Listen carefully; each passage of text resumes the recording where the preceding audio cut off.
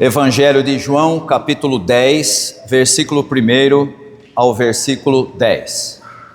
Jesus disse: Eu afirmo a vocês que isto é verdade.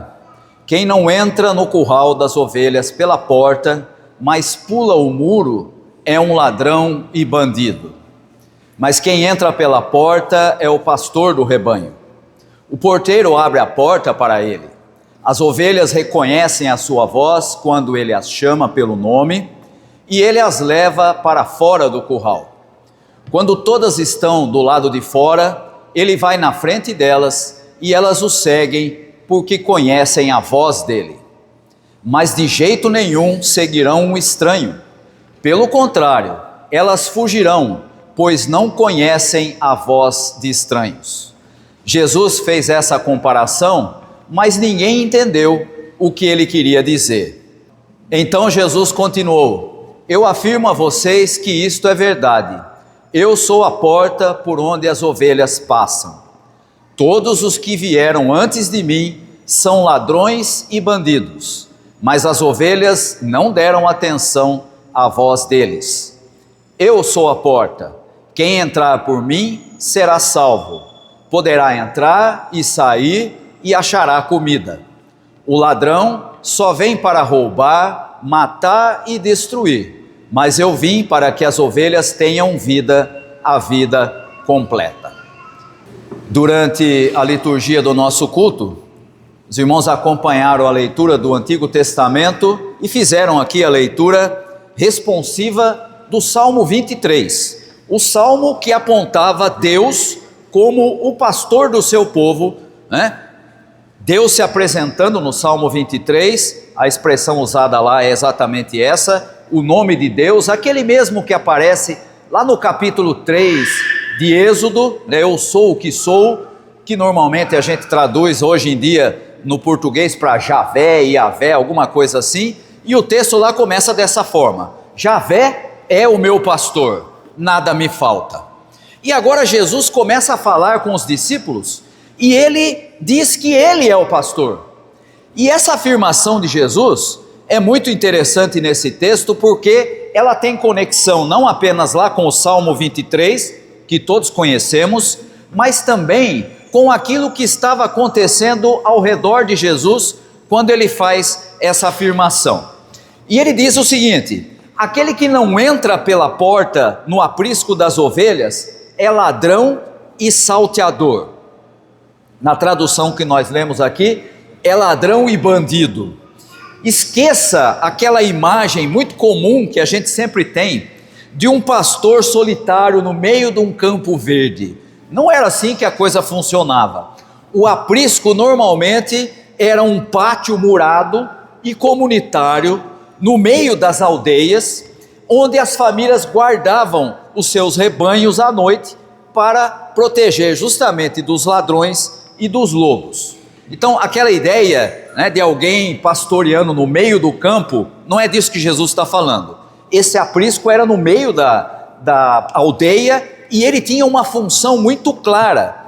Inclusive o texto diz que tinha um porteiro, ou seja, havia um guardião, alguém que ficava à porta e só abria a porta para os donos legítimos das ovelhas.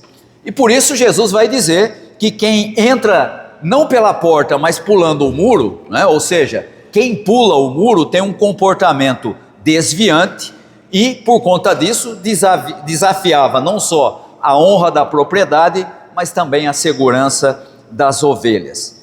E veja, quando Jesus fala sobre a sua pessoa como pastor, o que ele está fazendo aqui é tratar de algo que os seus ouvintes deveriam entender. Eles tinham essa imagem de Deus como pastor. Não era novidade em Israel você pensar que Deus era o pastor. Mas o foco aqui de Jesus tem a ver com a autoridade, ou seja, quem é que tem acesso legítimo sobre o povo de Deus. O que Jesus está fazendo aqui é uma analogia para dizer o seguinte: olha, vocês estão sempre pensando em Deus como aquele que é o pastor e que cuida das suas ovelhas, mas eu tenho uma novidade para vocês. Agora, quem tem acesso pela porta do aprisco é Ele mesmo, Jesus, Filho de Deus, com a autoridade que vem do próprio Pai, e por conta disso Ele está dizendo: aquilo que vocês sempre aprenderam, aquilo que vocês sempre ouviram, imaginando que quem é o representante de Deus na terra para cuidar do seu povo são os líderes religiosos, não é mais assim.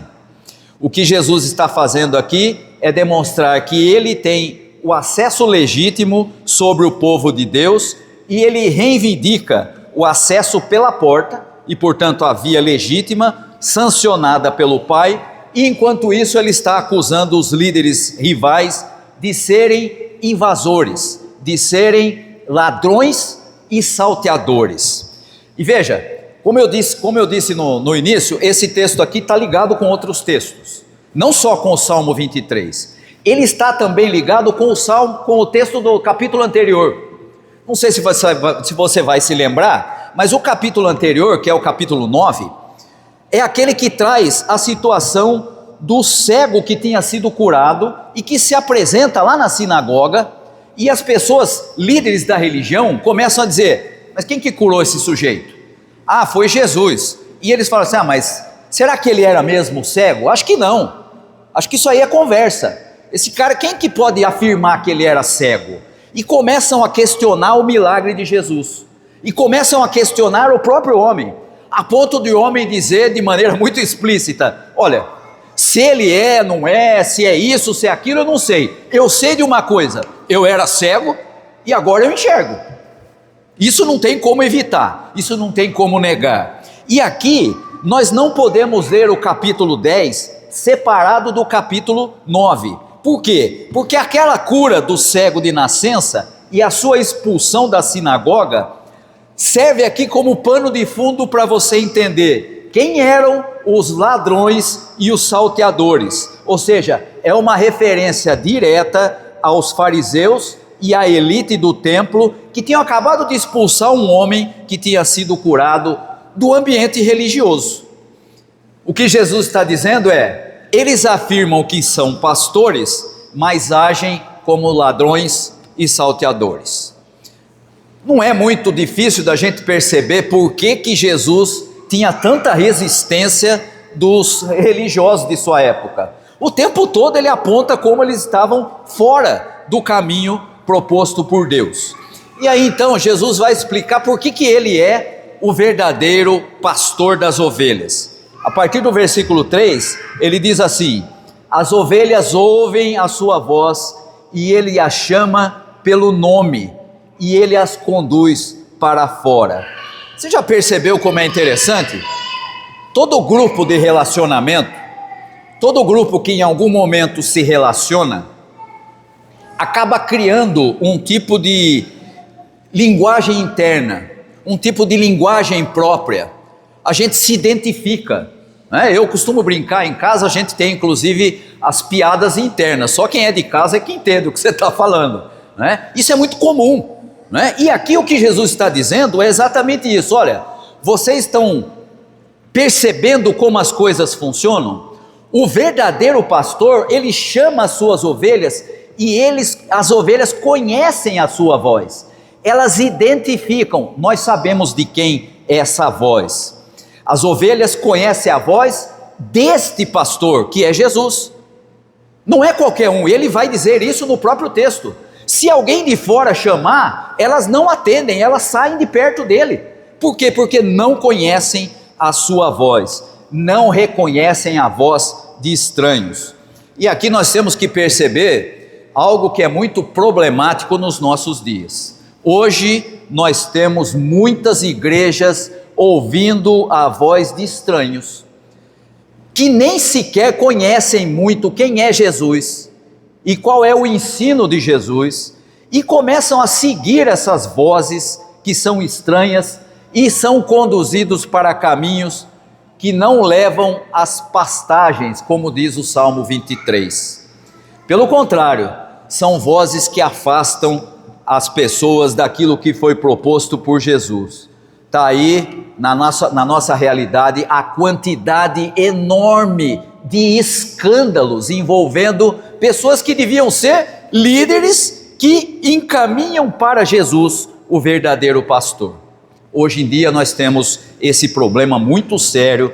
Tem muita gente nas igrejas ouvindo vozes estranhas e não tem mais a capacidade de perceber que aquilo não tem a ver com Jesus, que aquilo não diz respeito ao Evangelho e que aquilo leva para caminhos de morte.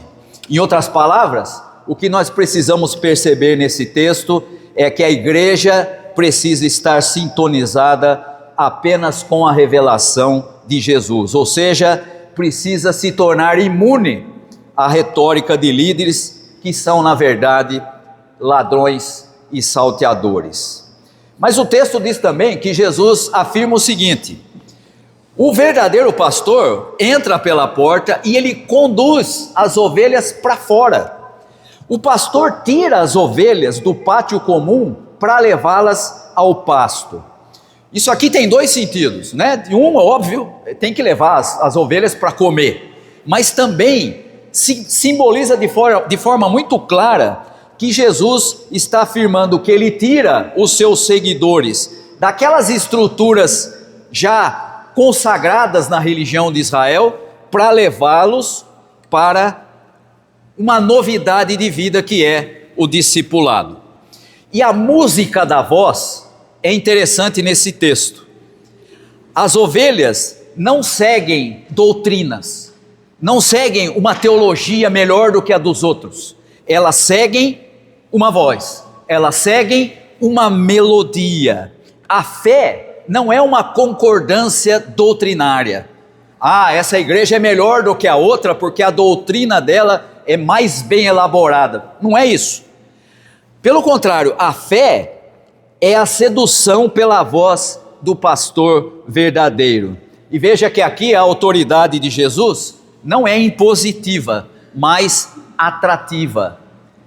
As ovelhas ouvem a sua voz e a seguem por causa da melodia, elas reconhecem quem ele é. E aqui então nós temos Jesus afirmando: eu sou a porta das ovelhas. Se alguém entrar por mim, será salvo. Entrará e sairá e achará pastagem. Veja que no Antigo Testamento, aliás, na época de Jesus, o templo e a lei eram as portas de acesso a Deus. E agora Jesus está dizendo: não é mais assim. Agora o acesso a Deus acontece por meio dele, Jesus. Ele se coloca como a porta. Não é mais lei, não é mais o templo, agora é uma pessoa. Você tem acesso a Deus em Jesus. E essa é a mudança mais importante no Evangelho. Esqueça a religião, esqueça os ritos, esqueça tudo aquilo que você precisa fazer para alcançar a comunhão com Deus. Agora você precisa seguir Jesus, ouvir a sua voz. É Ele que dá acesso ao Pai. E aí então Jesus diz que Ele entra e sai, né? Ou seja, as ovelhas entram no aprisco e saem do aprisco. E por que que isso acontece? Porque não tem comida dentro do aprisco, lá é lugar de segurança. Mas é preciso comer, é preciso sobreviver. E Ele então as conduz para fora. A comida está fora do aprisco, no risco do campo aberto. Mas você não precisa ter medo, porque Jesus é o pastor que dá a segurança que nos permite correr os riscos em busca da comida e da vida. E aí então finalmente Jesus termina a sua explicação fazendo uma afirmação muito bonita. Ele diz assim no versículo 10: o ladrão vem somente para roubar, matar e destruir. Eu vim para que tenham vida e vida em abundância. A vida em abundância aqui não é como a gente ouvia antigamente, aquela vida eterna após a morte. Também não é, como dizem hoje em muitas igrejas evangélicas, a acumulação de bens, a prosperidade.